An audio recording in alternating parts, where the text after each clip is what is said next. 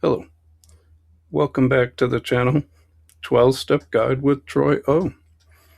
Today we're going to do the Alcoholics Anonymous Step 11 reading in the big book Alcoholics Anonymous. Now I'll be doing more than just reading, I'll be interpreting. 40 years ago or more, when I started going to 12-step programs and I got sober in 87 finally, I had some questions in this area. Now, this has to do with prayer, meditation, and God. And I'm here to tell you that I intend to speak to all belief systems. And in a minute, I'm going to get to just why I can do that and why I believe this is helpful for anyone seeking recovery. So first, what is step 11? And I'll be relying on notes today. When we begin the reading in the book Alcoholics Anonymous, I'm going to start at the later part of step 10 into action, and I'll get into why I'm going to do that. In the original book that I'm reading from is page 97. Now it might be around page 85 in a newer version. So, step 11 in Alcoholics Anonymous. Sought through prayer and meditation to improve our conscious contact with God as we understood Him, praying only for knowledge of His will for us and the power to carry that out. I believe as we understood Him is shorthand for all belief systems. Whatever you believe, however you understand God, the God concept. I'm not here today to try and ask you to believe something different, or I'm here to convey information that I believe will help the individual better understand the 12 steps and do the 12 steps for recovery. Now, I did 2 videos before this relating to step 11. The first one I did, it was a philosophical pre-step 11. It wasn't really from the AA material, although I did use an example out of the AA material and for all belief systems in an effort to evolve on your thinking and maybe fill in some color. It's common to come to new understandings based on your personal experiences in life, positive or negative. And the last video I did before this, I really broke down step 11 into smaller bits with a much greater definition, a preamble, if you will. Now, why am I starting at step 10? Many of Bill's writings overlapped in that way. Step 10 and 11 work together. They work hand in hand. As a matter of fact, we're going to hit on all 12 steps today. And I'll explain more as we progress. So now I'm going to start the reading again. I'm starting in the later part of step 10 because step 10 and 11 go hand in hand and we need some build-up for that. It is easy to let up on the spiritual program of action, whatever that means, and rest on our laurels, on our successes. I'm going to come back to that. We are headed for trouble if we do, for alcohol is a subtle foe, sneaky. We are not cured of alcoholism. What we really have is a daily reprieve, a relief, daily relief, contingent on the maintenance of our spiritual condition, whatever that means. We'll come back to that. I'm saying that because I had questions. Every day is a day when we must carry the vision of God's will into all of our activities. I believe that vision is caring for humanity. How can I best serve thee? Thy will, not mine, be done. These are thoughts which must go with us constantly. We can exercise our willpower along this line all we wish. It is the proper use of the will. So I just kind of brought out some things, and let's visit those before we continue on with the reading. I really want, to the best of my ability, to get you a clear understanding to operate from. So Bill used the description: spiritual program of action, spiritual condition. Bring our vision of God's will into our daily activities. Thy will, not mine, be done. Exercising our willpower along these lines all we want. So what does all this mean in clear language? Is this not all wrapped up in the success of step 6 and 7? Being, we're entirely ready to have God remove these defects of character. These problems we ourselves wish to be rid of, and humbly asked them be removed. Something we ourselves also want. So the practicing of step 6 and 7 in meditation, and I covered it some before, we're going to cover it more here. We're not fighting God's will. If we want a better life, if we want to get sober, if we want to be free of these things, we're aligned. And let me get into that more.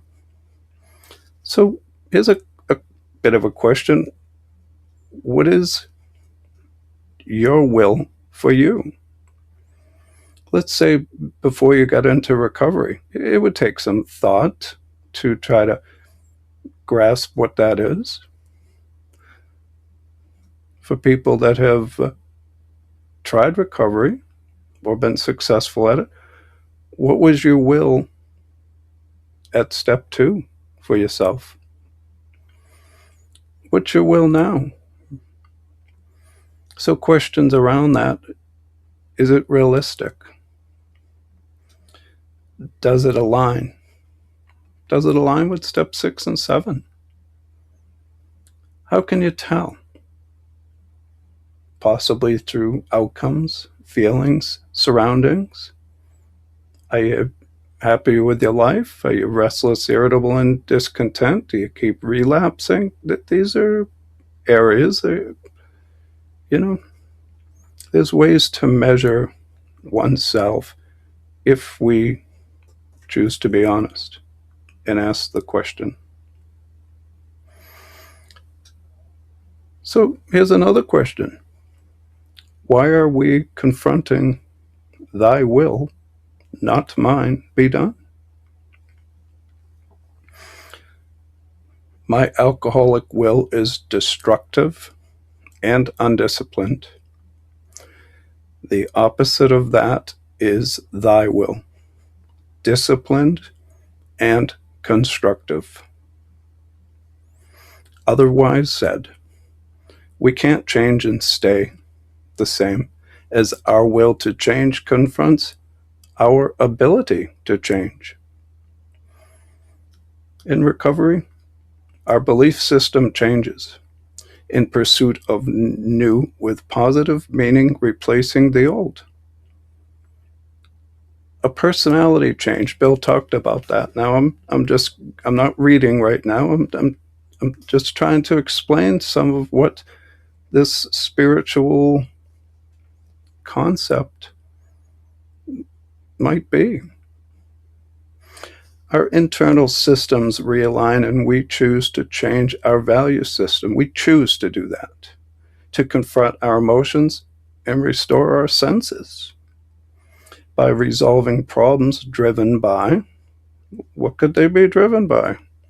Alcoholism, drug addiction, excessive pursuit of power, even yielding to that excessive power.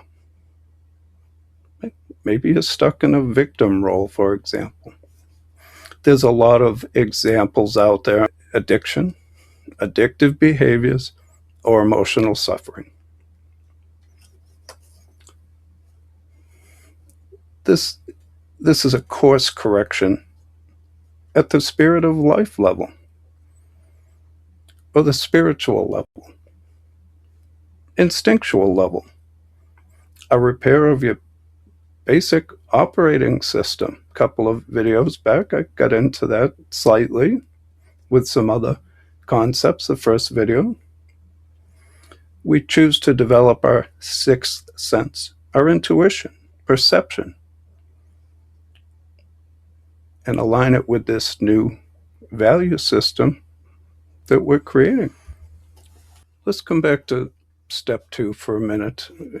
In essence, follow a new path to embrace a power greater than us for assistance. Or how about step 3, turned our will over to the care of God as we understood him? In step 11, this conscious contact, God's will for us, as you understand him. Would those things be okay for you? Maybe you have questions. How do I do that? I had questions. How do I do that? I had a lot of questions. Well, let's start at step 1. First, what's the alternative? How has that been working out for you? Are you successful? If so, what's your trick that has helped you overcome, resolve your problems regarding step 1? Now we're talking about identified problems in step 1, so I'm visiting that first. If it hasn't been working well for you, opening your mind up to an alternative. Some power greater than us, greater than this self-will run riot. This willing to change meets ability to change, and how to get to this ability successfully. And hopefully being happy about that condition. Back to some questions that I had. Say, what is God's will? Here's another question that is complements it, I believe. What is step 6 and 7? Ready and willing to remove from us active addiction, addictive behaviors, or emotional suffering? Could it be, if that's your interest, God's will and your will is in perfect alignment in the 12-step program? Now, you might fight about the details now and again. That might be going around. But this God's will, because I was subtly afraid, well, what is God's will? What's he going to want me to do? Is it to be a drunk or wretched? I don't think so. Is it to follow guidance through the minefield of life, using many variables in and around us, including prayer? What's prayer? In its simplest form, it's a message with direction. We have to have some idea where we're trying to go and how we're trying to get there, and is it realistic? Or meditation. What is meditation? In its simplest form, clear the mind and body of conflicts temporarily, modeling step 6 and 7. In the use of intuition, sixth sense, in all of our senses. And as we go on, we'll understand that more. That we got some gifts in us, gut feelings, you might interpret it as. There's ways that we function and sense things. Our own little senses, smell and taste and hear. I mean, these are part of the senses that help form things. And I had talked about in the first video in step 11, conscious contact with your friend through a cell phone. We can do that, but up in the mind here, maybe we can do it there too if we learn how to turn that on and trust it and utilize it. But if it's all noisy up there and everything's all screwed up, it's going to be tough to turn it on or to hear anything or to interpret it. And it depends also, what are we seeking to achieve?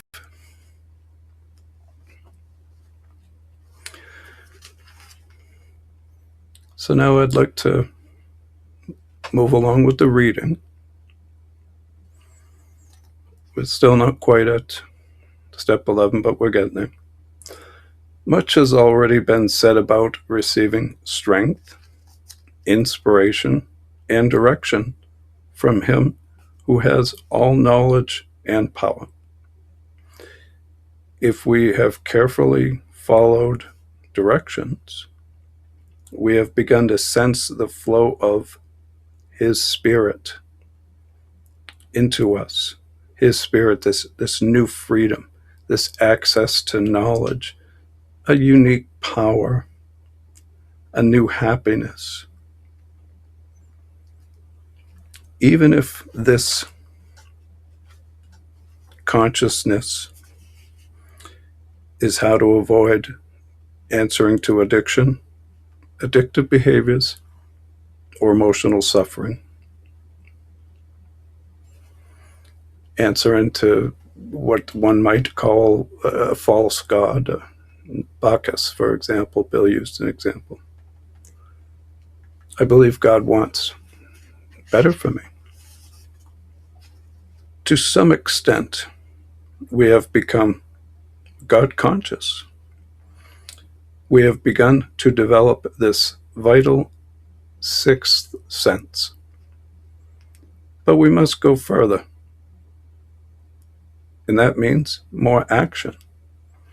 Now, this vital sixth sense, instinct. What is instinct?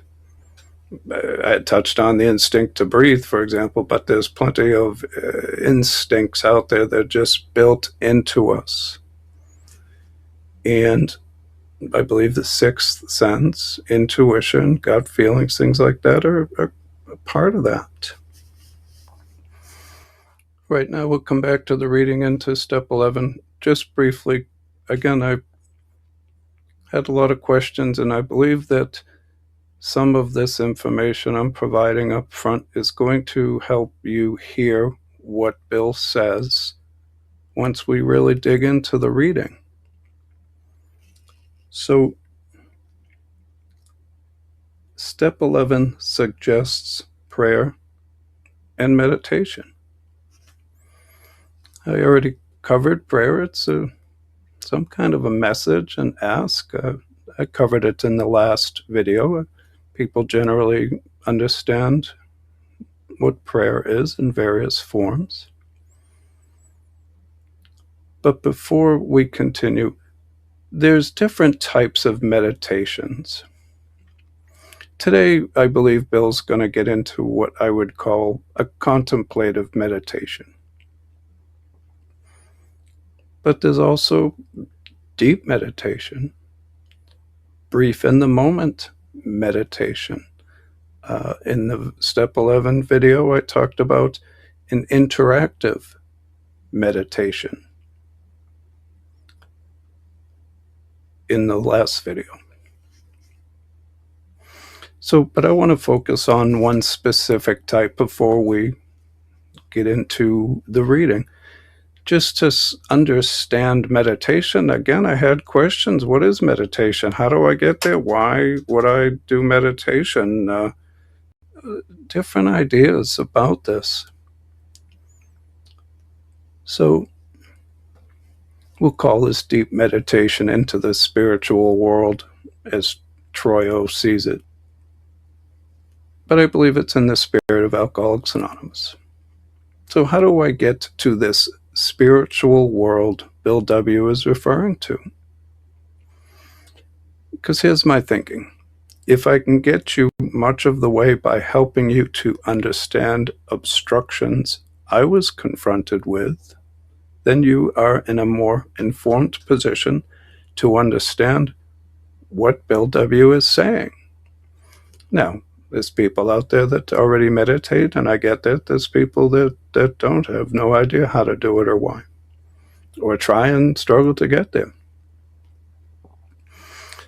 But let's get some simple directions of how to get there.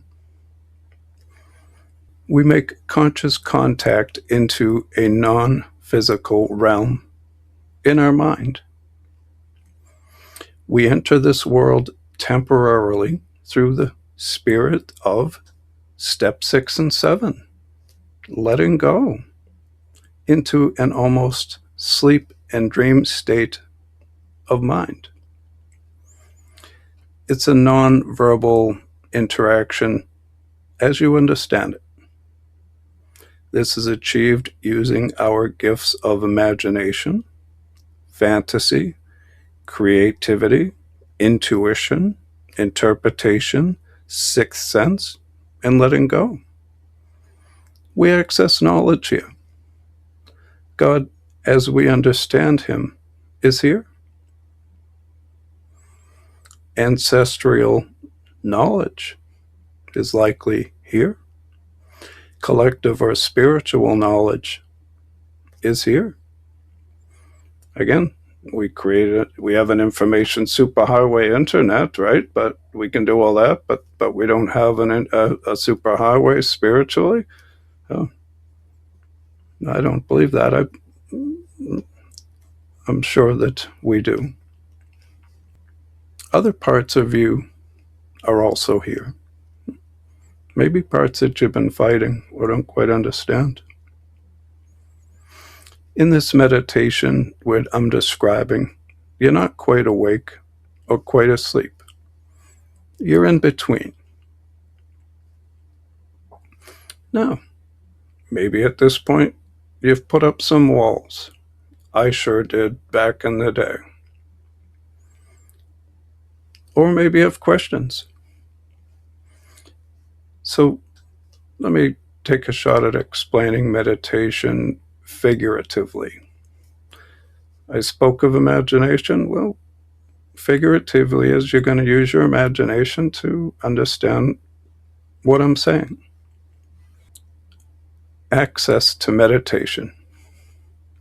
This is a door in your mind you walk past every night on your way to sleep, unless you're passing out drunk.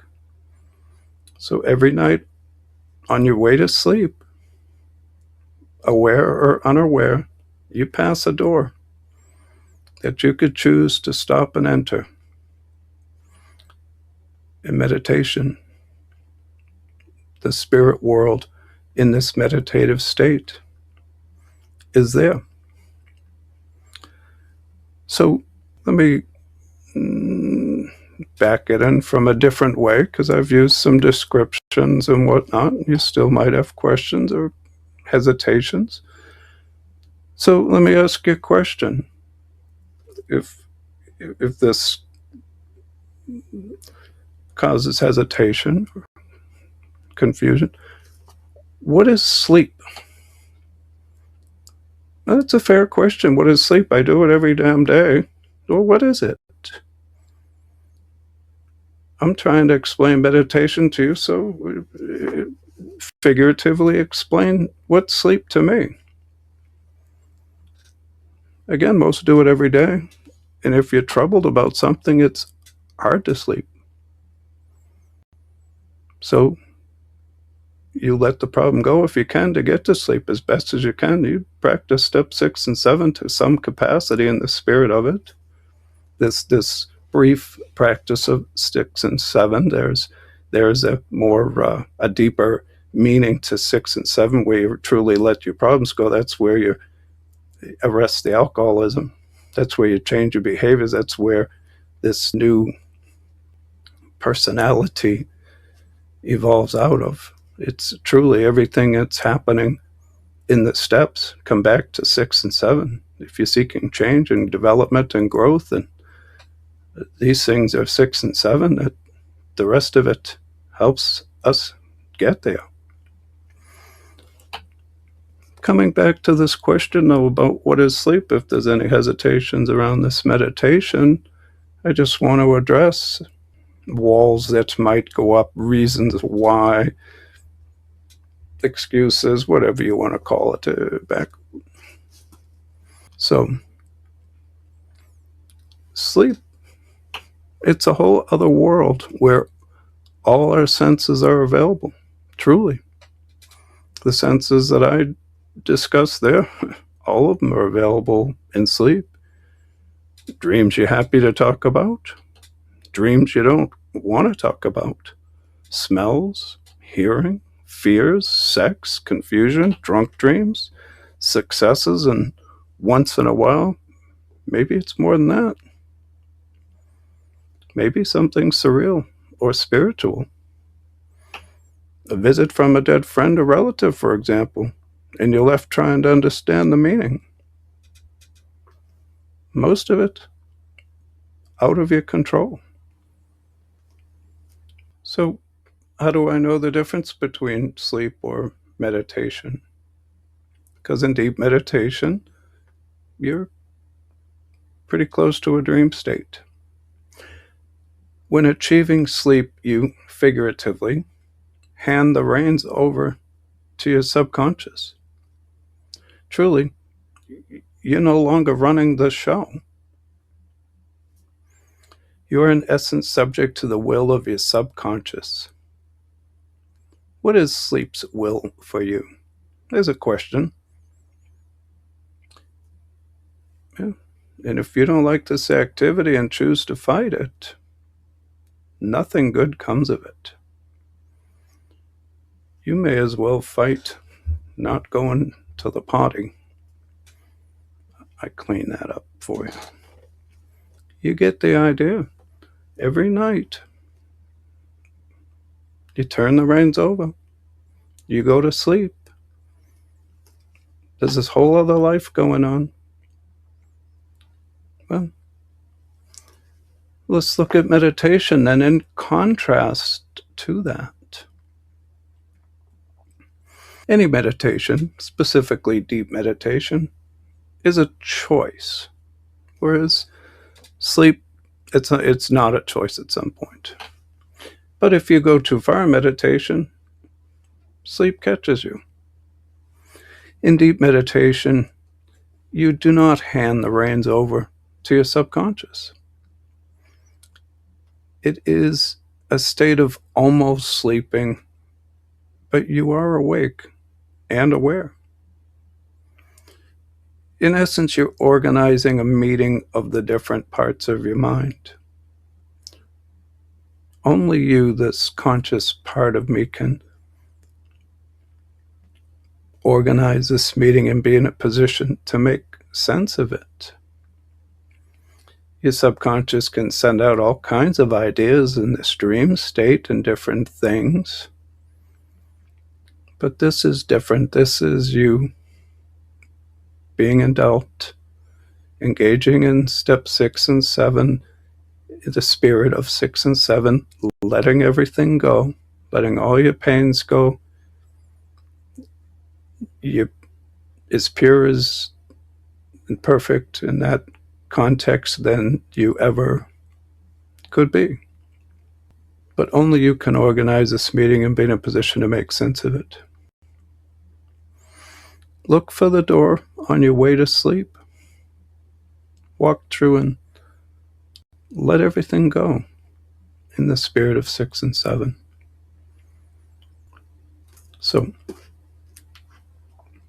now we're going to come back to the reading, and Bill's going to get into what I call a contemplative meditation.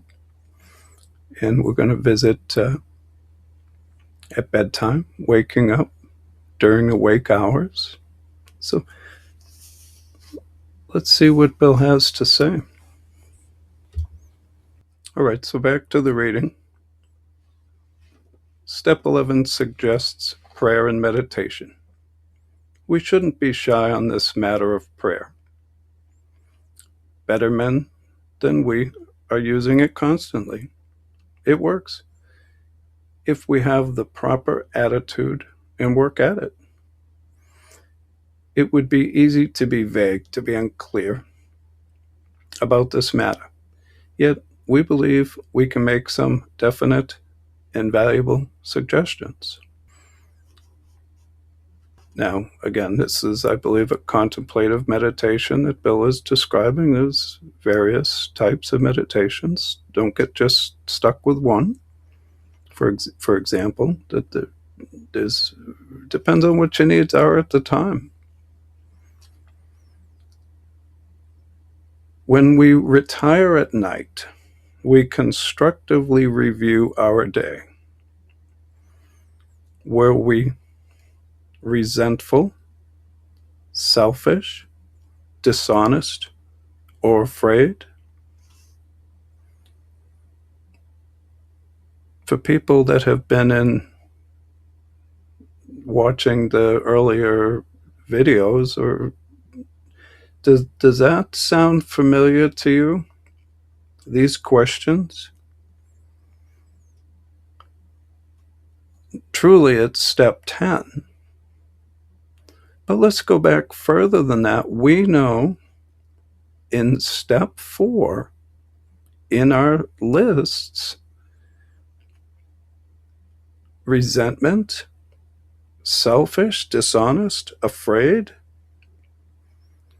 If we jump over those steps, yes, we can still meditate, but I hope that you appreciate just how much of that 4th step truly continues to show up in the steps, and in the more you see that and understand it and can place it in its back to its root and the value that all that comes up, and then we practice it in step 10. It's between step 10 and 11, and once we've dealt with all that garbage, it's much easier to then continue to address it.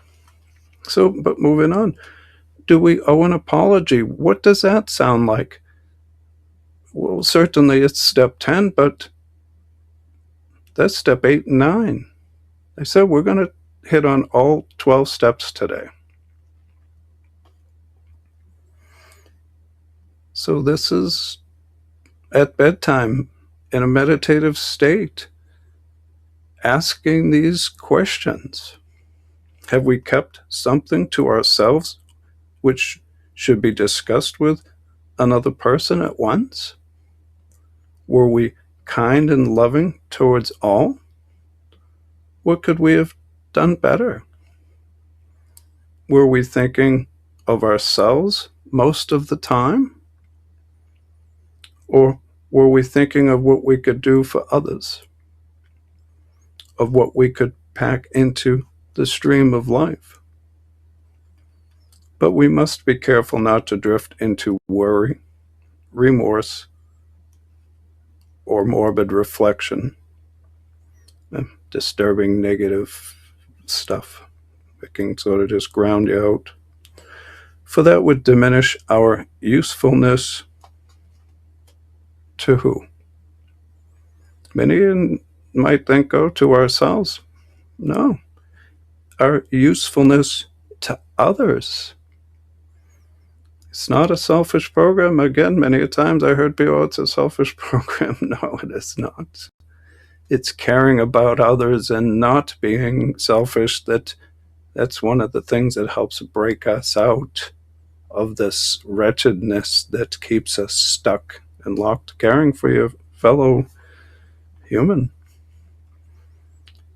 After making our review, we ask God's forgiveness and inquire what corrective measures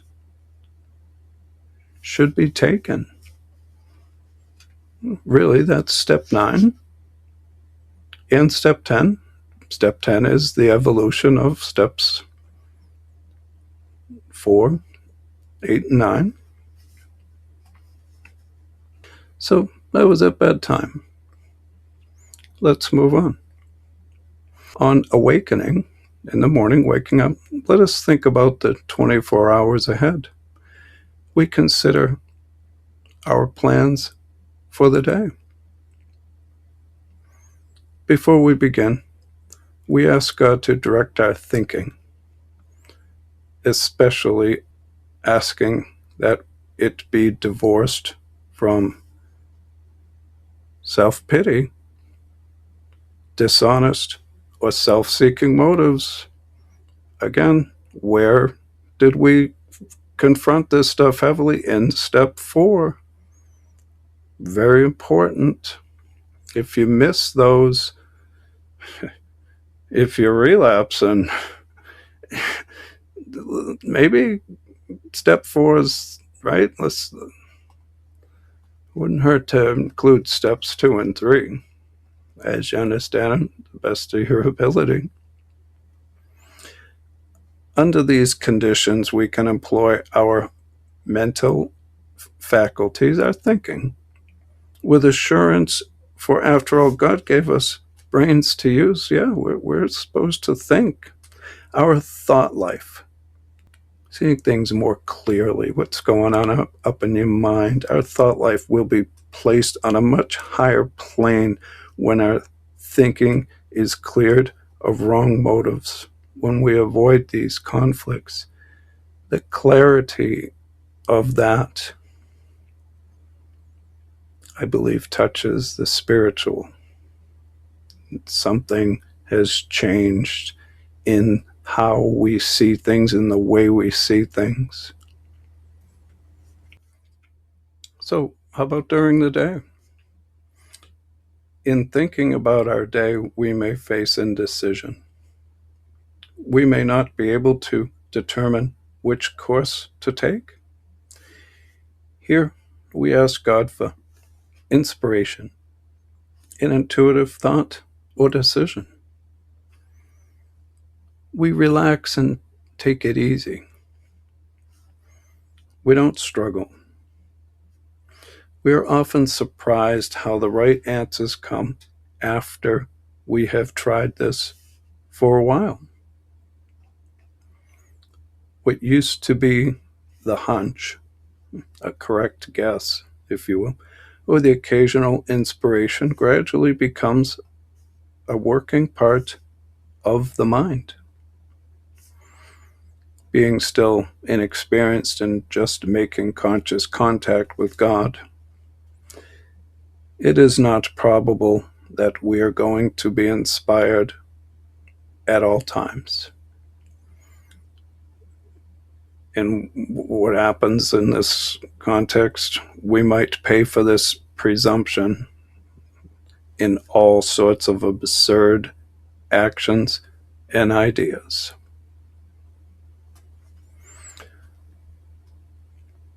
When I'm being heavily inspired, there's a lot of energy, and it can take some energy. It's that level of inspiration is, for me, is doesn't happen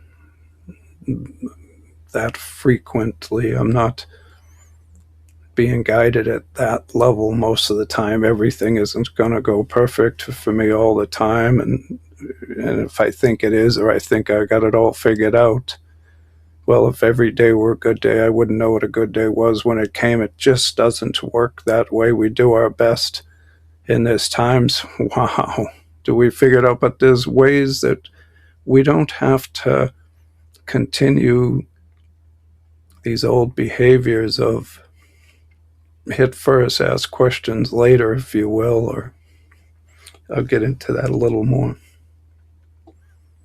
Nevertheless, we find that our thinking will, as time passes with practice, be more and more on the plane of inspiration. In this plane of inspiration, it ignites passion with purpose. It's less action without foundation. It avoids this foolish decisions or a screw it attitude. You're employing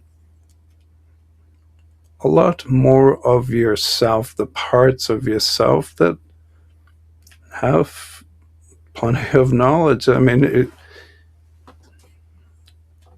let's just use an example, working on something and getting frustrated. Well, you can try to force it, or if you can walk away, sleep on it, like in a mechanical background, think about it, and suddenly, ways come ways to fix things, for example. Well, in life, if I'm just all screwed up, the decisions, the behaviors, the alcoholic behavior, the screw it attitude, the just trashing forward, learning to not do that, to think things through, to protect ourselves and protect others, to make the right choices. And those right choices aren't always necessarily what we want, but it works out the best, usually. We come to rely upon it.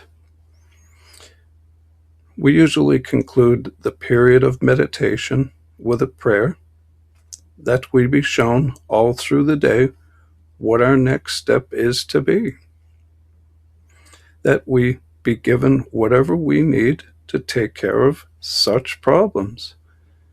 This prayer, this message, this idea, this concept, you're on board with this. Your whole self is on board with this.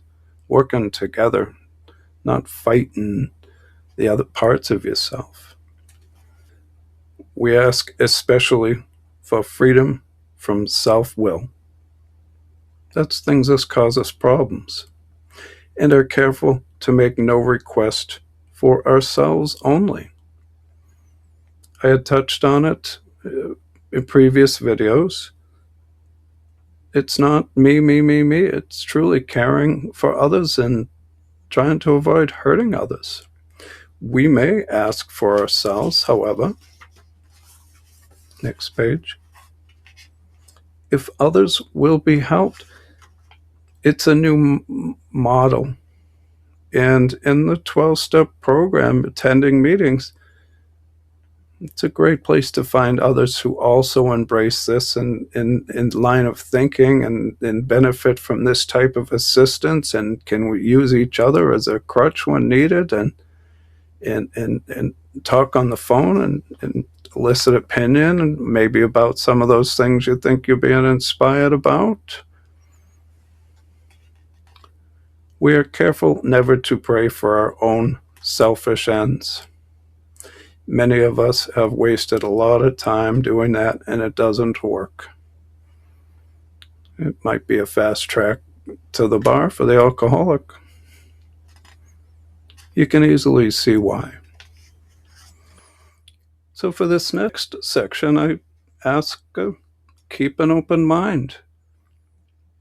People in Alcoholics Anonymous aren't the first ones to have been praying and meditating. There's others that made a real serious practice of it, and maybe for good reason. And Bill's going to cover some of that now. If circumstances warrant, we ask our wives or friends to join us in morning meditation. So, to meditate with others at any time of the day. If we belong to a religious denomination, which requires a definite morning devotion, we attend to that also. This isn't in competition with your other activities out there. They work hand in hand. If not members of a religious bodies, we sometimes select and memorize a few set prayers which emphasize the principles we have been discussing. I strongly encourage you to understand what you're saying. There's prayers out there that are very common, and there might be words within that prayer that you might not even understand, and you've just been saying them so long you don't quite even realize what you're saying or asking. Just know what you're saying, know what you're asking, know where you stand, set that direction. There are many helpful books also. Suggestions about these may be obtained from one's priest, minister, or rabbi. The church is a great place to learn about this. They have a lot of information about it. They have been practicing this as a basic principle. Be quick to see where religious people are right. Again, they've been, if you want to learn about something, talk to someone who knows, who's been doing it, get more than one opinion. I'm certainly striving today to provide you great detail. Others can assist you with that also. Make use of what they offer. As we go through the day, we pause when agitated or doubtful and ask for the right thought or action instead of reaction. We stop the ride, disrupt the flow. It's a new behavior. We constantly remind ourselves we are no longer running the show. And again, you have at least one experience each night when sleeping what it means to turn them reins over. Humbly saying to ourselves many times each day,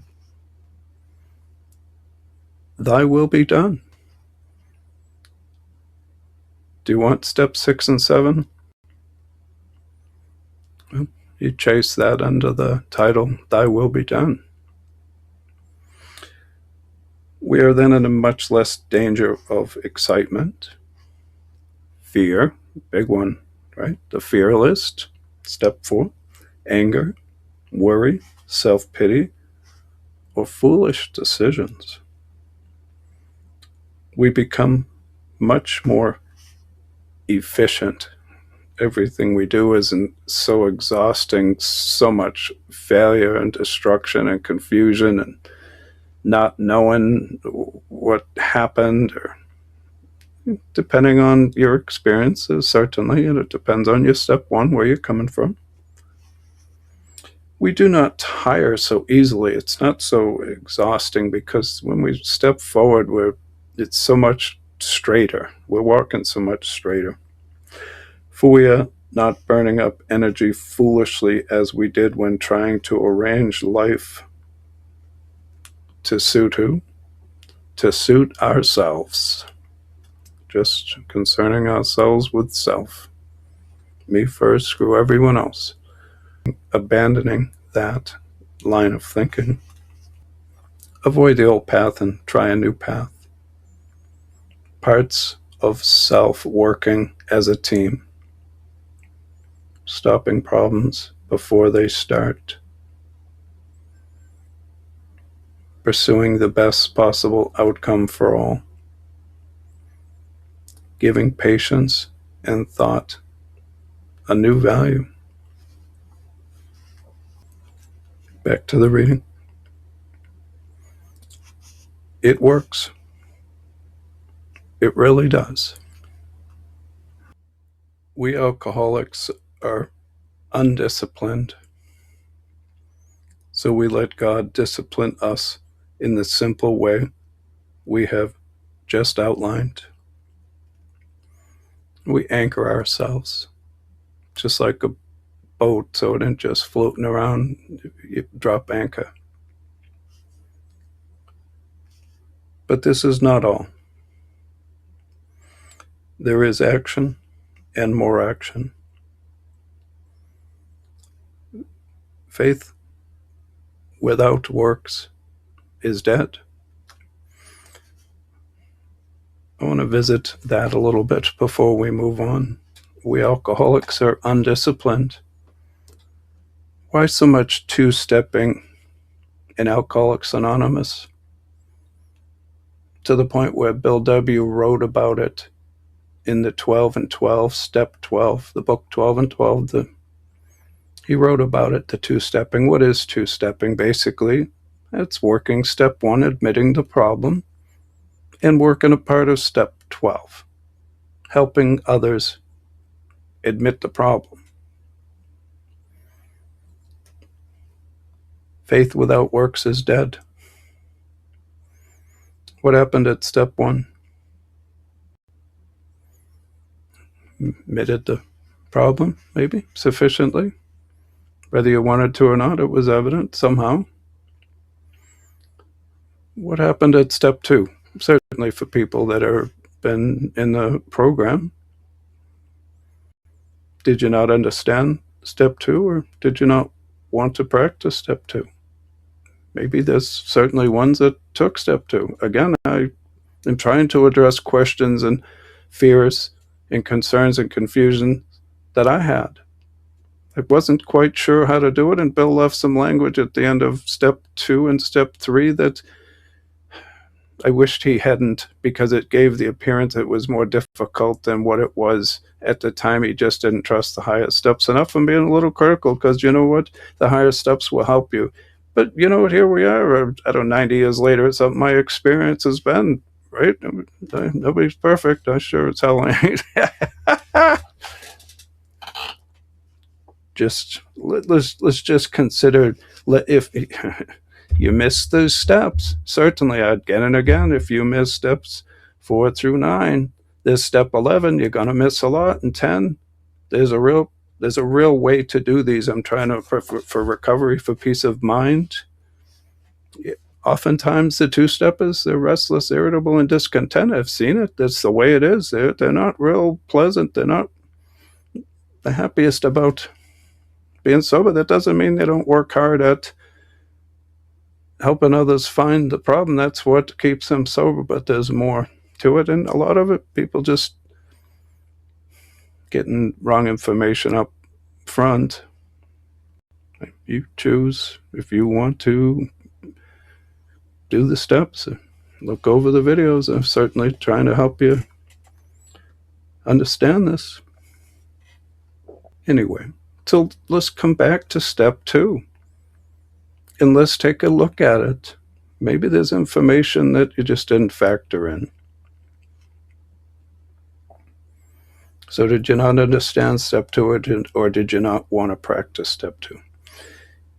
At that place, if embracing help from Alcoholics Anonymous, another 12-step program, addressing, let's say, whatever your step 1 is, whatever you're trying to address in step 1, if you are,